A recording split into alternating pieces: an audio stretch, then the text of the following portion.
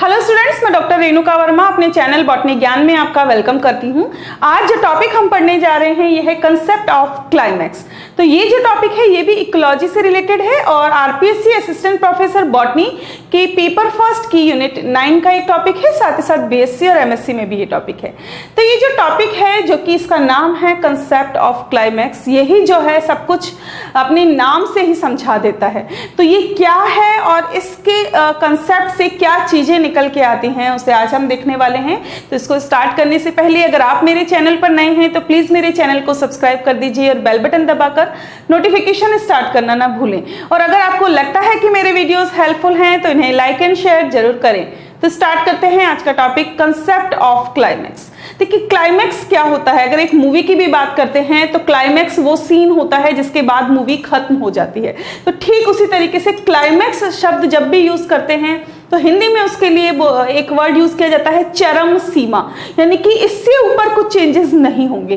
तो यहाँ पर ये जो कंसेप्ट है क्लाइमैक्स का, ये कम्युनिटी के लिए यूज किया गया है कि जब एक क्लाइमैक्स कम्युनिटी आ जाती है या एक कम्युनिटी की क्लाइमैक्स स्टेज जब आ जाती है तो उसके बाद वहां पर और चेंजेस नहीं होते।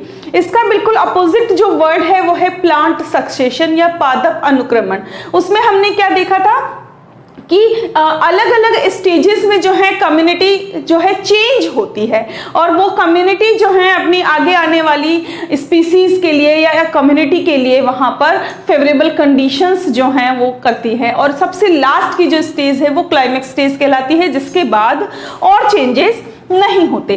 तो हम बात करें क्लासिकल इकोलॉजिकल थ्योरी की, तो according to classical ecological theory succession तब रुक जाता है जब सीयर जो है अपने आप को अपने वातावरण के साथ में, अपने एनवायरनमेंट के साथ में एस्टैब्लिश कर लेते हैं, या हम कह सकते हैं कि इक्विलिब्रियम जो है वो एनवायरनमेंट और कम्युनिटी के बीच में बन जाता है और वो कम्युनिटी लगभग स्टेबल हो जाती है। तो उसे हम क्या कहते हैं, उसे हम क्लाइमैक्स कहते हैं। इसके अलावा हम क्लीमेंटिस जो है इन्होंने 1960 में जो क्लाइमैक्स है इसके लिए एक डेफिनेशन दी। इनके अनुसार क्लाइमैक्स कम्युनिटी वो फाइनल और टर्मिनल कम्युनिटी होती है जो मोर या लेस स्टेबलाइज्ड कम्युनिटी होती है सक्सेशन के अंदर में, ठीक है। और साथ ही साथ ये जो है अपने एनवायरनमेंट के साथ में एक इक्विलिब्रियम जो है बनाने की कोशिश करती है या बना चुकी होती है, ठीक है। तो यहाँ पर जो एनवायरमेंटल कंडीशन है इनके लिए फेवरेबल होती है और अब इसमें और ज्यादा चेंजेस नहीं होते। ये जो है एक सेल्फ परपिचुएटिंग स्टेज होती है और साथ ही साथ अपने एनवायरनमेंट के साथ जो इनका फिजिकल और बायोटिक एनवायरनमेंट है उनके साथ में इनका एक इक्विलिब्रियम या संतुलन बन जाता है, जिससे कि ये वहां पर अपने आप को स्टेबल कर पाती है, ठीक है। ये एक तरीके की स्टेडी या स्टेबल स्टेज है जिसमें स्पीसीज कंपोजिशन में कोई चेंज नहीं आता, कम्युनिटी का स्ट्रक्चर नहीं बदलता और एनर्जी फ्लो में भी कोई चेंज नहीं आता। तो फाइनल और स्टेबल कम्युनिटी जो एक सीयर के अंदर होती है उसे ही हम क्लाइमैक्स कम्युनिटी या क्लाइमैक्स वेजिटेशन कहते हैं। अब हमें पता है कि जो फाइनल कम्युनिटी है तो उसको हम रिप्लेस नहीं कर सकते क्योंकि उसके या वो रिप्लेस नहीं होती क्योंकि उसमें और चेंजेस नहीं होते। अगला जो है वो है क्लाइमैक्स कैरेक्टरिस्टिक। क्लाइमैक्स जब आ जाता है तो वहां पर जो कम्युनिटी है जो कि क्लाइमैक्स कम्युनिटी है उसमें क्या कैरेक्टरिस्टिक फीचर देखने को मिलते हैं, ये क्लीमेंटिस ने 1935 में बताया और इसके लिए 3 प्रिंसिपल कैरेक्टरिस्टिक बताए। पहला है यूनाइटी।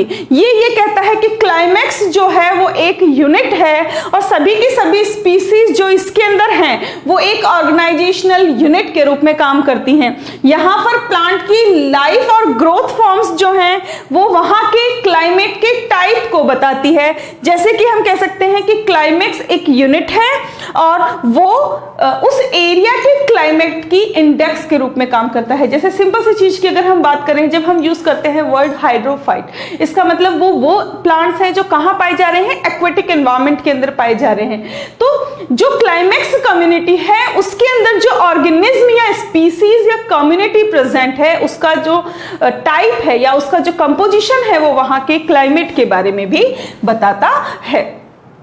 नेक्स्ट है स्टेबिलिटी। तो मैंने आपको पहले भी बताया था कि क्लाइमैक्स कम्युनिटी जो है वो मोर या लेस स्टेबल होती है और उसमें बहुत ज्यादा चेंजेस अब नहीं होते। तो क्लाइमेक्स कम्युनिटी जो है उसे कंपटीशन के द्वारा रिप्लेस नहीं किया जा सकता, या हम ये कह सकते हैं कि क्लीमेंटिस ने ये कहा है कि एक क्लाइमेट एरिया जो है, जो कि क्लाइमेक्स कम्युनिटी के लिए एडेप्टेबल होता है या क्लाइमेक्स कम्युनिटी के लिए सूटेबल होता है, उस एरिया में कुछ डोमिनेंट स्पीसीज होती हैं जिनके अंदर कोई भी चेंजेस पॉसिबल नहीं होते क्योंकि वो स्टेबल होती हैं। नेक्स्ट है ऑरिजिन एंड फाइलोजेनेटिक रिलेशन।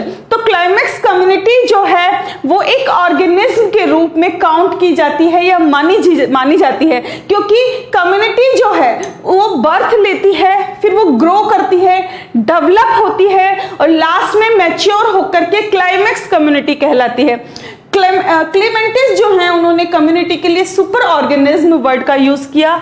इन्होंने कहा कि किसी भी क्लाइमेटिक रीजन में जो क्लाइमेक्स कम्युनिटी है वो उसकी जो डेवलपमेंटल स्टेजेस हैं उन सभी स्टेजेस की अपनी अपनी कैरेक्टरिस्टिक होती हैं जो कि वहां के क्लाइमेट टाइप को दर्शाती है, शो करती है। तो क्लाइमेक्स कम्युनिटीज जो हैं उनमें तभी चेंजेस पॉसिबल हैं कि वहां पर जो है कोई ऐसी भयंकर आपदा आ जाए या फिर वहां पर कुछ ऐसी आग लग जाए या कुछ भी ऐसे चेंजेस हो जाए, पर्टर्बेशन हो जाए, इकोलॉजिकल पर्टर्बेशन वर्ड यूज करते हैं इसके लिए, तो ही वहां पर चेंजेस पॉसिबल है।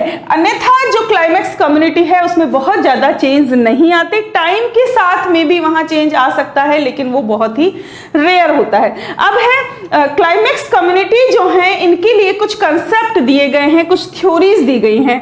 पहली है मोनोक्लाइमेक्स थ्योरी और climatic climax theory, second one is polyclimax theory and third one is climax pattern hypothesis. तो पहली है मोनोक्लाइमेक्स थ्योरी। नाम से ही पता चल रहा है कि यहां पर जो है एक ही क्लाइमेक्स की बात हो रही है। तो ये जो थ्योरी है वो फ्रेडरिक क्लीमेंटिस ने दी थी और इसको कॉल्स रंगनाथन पुरी ने जो है सपोर्ट किया था। लेकिन डॉबिन जो है इन्होंने 1968 में इस थ्योरी को चैलेंज किया था या इसके ऊपर ऑब्जेक्शन उठाए थे। ये थ्योरी कहती है कि सिर्फ एक ही क्लाइमेक्स होता है जो कि किसी क्लाइमेट के द्वारा डिटरमाइन होता है। इससे कोई फर्क नहीं पड़ता कि स्टार्टिंग में वहां पर क्या एनवायरमेंटल कंडीशन थी, लेकिन जब क्लाइमेक्स आया उस समय जो एनवायरमेंटल कंडीशन थी उसी से जो है क्लाइमेक्स वहां पर डिटरमाइन होता है। तो इस थ्योरी के अनुसार अगर हम बात करें, ये एक सक्सेशन की थ्योरी है क्योंकि सक्सेशन का जो एंड पॉइंट है वो क्या होता है, क्लाइमैक्स होता है। तो इसे हम थ्योरी ऑफ सक्सेशन और थ्योरी ऑफ क्लाइमैक्स दोनों ही कह सकते हैं। तो यहां पर जो है किसी एक दिए गए रीजन में जो क्लाइमैक्स कम्युनिटी होती है वो कैसी होती है, स्टेबल कम्युनिटी होती है जिसके अंदर सारी की सारी कम्युनिटीज डेवलप हो चुकी होती हैं। तो क्लाइमैक्स जो है वहां के रीजनल क्लाइमेट के द्वारा डिटरमाइन होता है।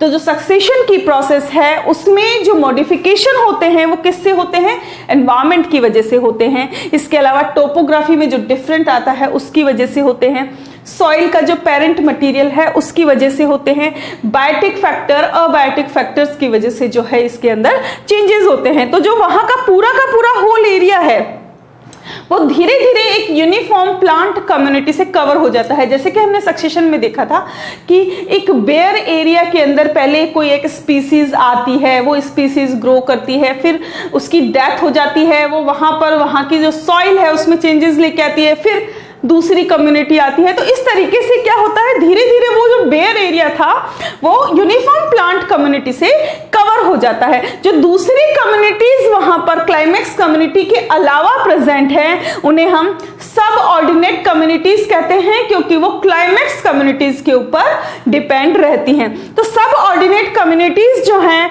वो pro climax, post climax, pre climax, सब क्लाइमैक्स या डिस क्लाइमैक्स के अंदर हो सकती है। नेक्स्ट है पॉलीक्लाइमैक्स थ्योरी। ये थ्योरी दी थी टेंसली ने 1939 में और इसको बाद में डॉबिन ने 1966 के अंदर सपोर्ट किया था। तो ये थ्योरी ये कंसीडर करती है कि किसी भी वेजिटेशन के अंदर एक ही प्रकार की वेजिटेशन नहीं होती। एक कम्युनिटी में बहुत तरह की वेजिटेशंस होती हैं और वो वेजिटेशन जो वहां पर प्रेजेंट है वो वहां के फैक्टर्स या वहां के क्लाइमेट के द्वारा जो है अफेक्ट होती है। जैसे वहां पे सॉइल मॉइस्चर कितना है, सॉइल न्यूट्रिएंट कितना है, टोपोग्राफी कैसी है, स्लोप एक्सपोजर है या नहीं है, फायर क्या हो रही है नहीं हो रही, एनिमल एक्टिविटीज क्या हो रही है, इससे जो है वहां पर क्लाइमेक्स डिटरमाइन होता है। तो ये थ्योरी कहती है कि एक क्लाइमेक्स कम्युनिटी में जो बहुत सारी डिफरेंट वेजिटेशंस प्रेजेंट होती हैं, उन सबका क्लाइमेक्स एक साथ नहीं होता, अलग अलग होता है। तो यहाँ पर एक से ज्यादा क्लाइमेक्स की बात हो रही है, ठीक है, जो किस पर डिपेंड करता है, वहां के क्लाइमेट में जो नंबर ऑफ फैक्टर्स हैं उसके ऊपर जो है ये पॉली क्लाइमेक्स जो है वो डिटरमाइन करता है, डिपेंड करता है। तो क्लाइमेक्स स्टेज जो है उसे हम वहां के जो फैक्टर्स हैं जिसके द्वारा वो अफेक्ट हो रहे हैं उसके हिसाब से नाम दे देते हैं। जैसे टोपोग्राफिक क्लाइमेक्स, यानी कि टोपोग्राफी की वजह से जो क्लाइमेक्स आया है, बायोटिक क्लाइमेक्स यानी बायोटिक फैक्टर्स की वजह से जो क्लाइमेक्स आया है, एडेफिक क्लाइमेक्स जो एडेफिक फैक्टर्स की वजह से क्लाइमेक्स आया है, और फायर क्लाइमेक्स जो कि फायर की वजह से क्लाइमेक्स आया, यानी कि जो डिफरेंट फैक्टर्स की वजह से किसी भी वेजिटेशन में जो क्लाइमेक्स देखने को मिलता है उसे उनके अकॉर्डिंग जो है यहाँ पर नाम दे दिया गया है। And last theory is climax pattern hypothesis. ये थ्योरी दी थी आर.एच. विटेकर ने 1953 में, और इन्होंने क्या कहा कि जो पॉली क्लाइमेक्स आइडिया है वो सही है, लेकिन उसके अंदर इन्होंने कुछ मॉडिफिकेशन किए और अपनी ये क्लाइमेक्स पैटर्न हाइपोथेसिस दी। विटेकर ने 1953 के अंदर कहा कि एक नेचुरल कम्युनिटी जो है उसमें वहां पर जितने भी एनवायरमेंटल फैक्टर है उसकी वजह से अडेप्ट होती है या उन सभी एनवायरमेंटल फैक्टर्स से अफेक्ट होती है और उनके द्वारा वो अडेप्ट भी हो जाती है। तो मेजर फैक्टर कौन कौन से होते हैं जो एक क्लाइमेक्स कम्युनिटी को अफेक्ट कर सकते हैं?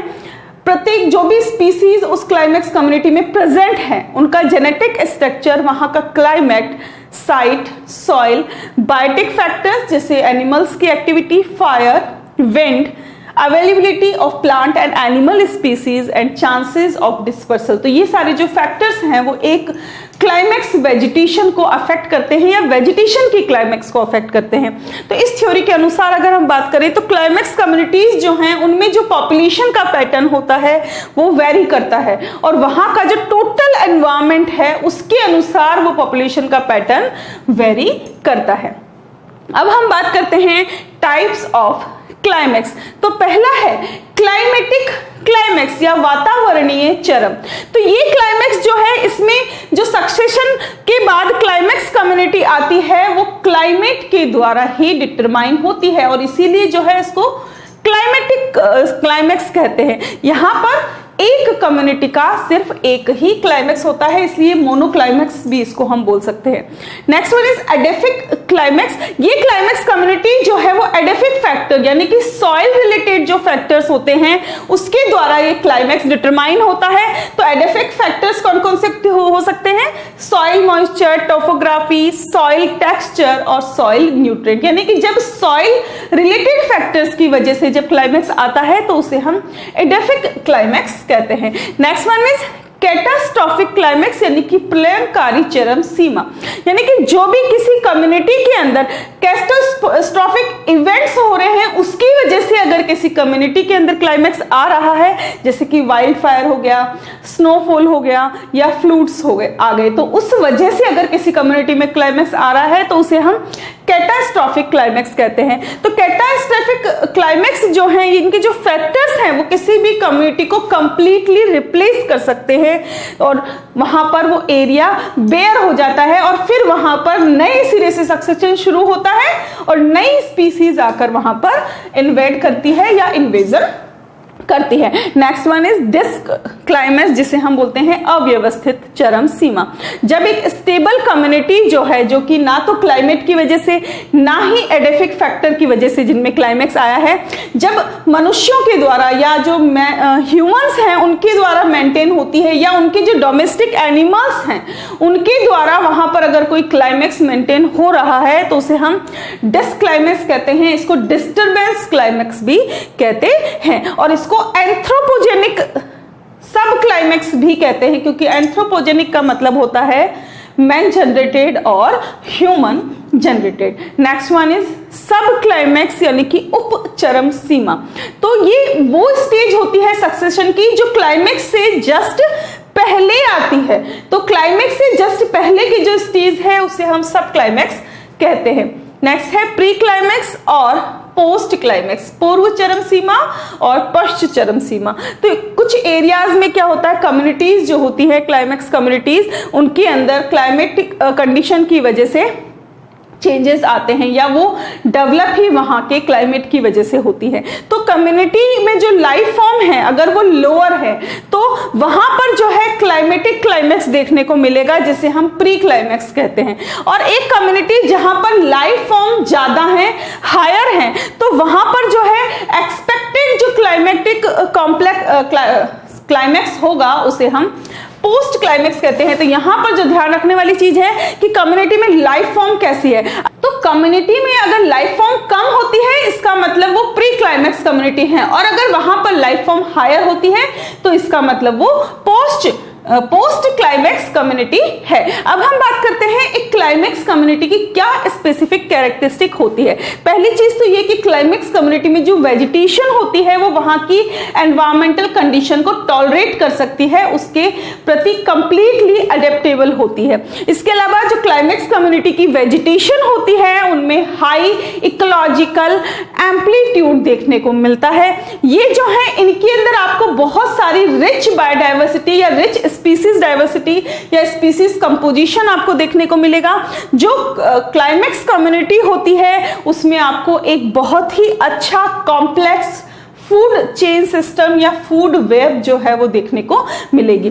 क्लाइमेक्स स्टेज के जो इंडिविजुअल हैं वो अपने ही जैसे या अपनी ही स्पीसीज के इंडिविजुअल से रिप्लेस हो सकते हैं, दूसरों के द्वारा रिप्लेस नहीं हो सकते।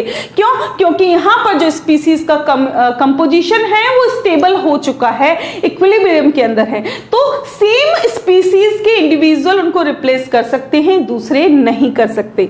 इकोसिस्टम जो है यहाँ पर बैलेंस्ड होता है और सेल्फ सस्टेनेबल होता है जब क्लाइमेक्स कम्युनिटी आ जाती है। इसके अलावा जो ग्रॉस प्राइमरी प्रोडक्शन है और जो टोटल रेस्पिरेशन है उसके अंदर भी एक बैलेंस बन जाता है। इसके अलावा अगर हम बात करें कि सनलाइट से जो एनर्जी आ रही है और जो एनर्जी डिकम्पोजिशन के बाद रिलीज हो रही है, इसमें भी क्लाइमेक्स कम्युनिटी के अंदर एक बैलेंस बना हुआ होता है। सॉइल से जो न्यूट्रिएंट का अपटेक हो रहा है और जो वापस सॉइल में न्यूट्रिएंट रिलीज हो रहे हैं डिकम्पोजिशन के बाद, ये भी एक बैलेंस फॉर्म के अंदर होते हैं। ठीक है, जो क्लाइमेक्स कम्युनिटी है वो किसी एरिया के क्लाइमेट का इंडेक्स होती है जो ये दर्शाती है कि वहां पर जो स्पीसीज प्रेजेंट हैं वो एक पर्टिकुलर क्लाइमेट टाइप में ही पाई जाती है, यानी कि वहां पर जो स्पीसीज प्रेजेंट है वो वहां के क्लाइमेट टाइप को शो करती है। तो ये था कंसेप्ट ऑफ क्लाइमेक्स जो ये दर्शाता है कि किसी भी कम्युनिटी में जब क्लाइमेक्स आ जाता है तो वो कम्युनिटी कैसी होती है या उसमें क्या ऐसी चीज होती है जिसकी वजह से वो स्टेबल कम्युनिटी कहलाती है। तो आई होप ये जो टॉपिक है आपको अच्छे से क्लियर हो गया होगा। मिलते हैं नेक्स्ट लेक्चर में इसी यूनिट के एक और टॉपिक के साथ, तब तक बने रहे हमारे साथ। Thanks for watching and stay tuned to Botany Gyan for more informative videos. Thank you.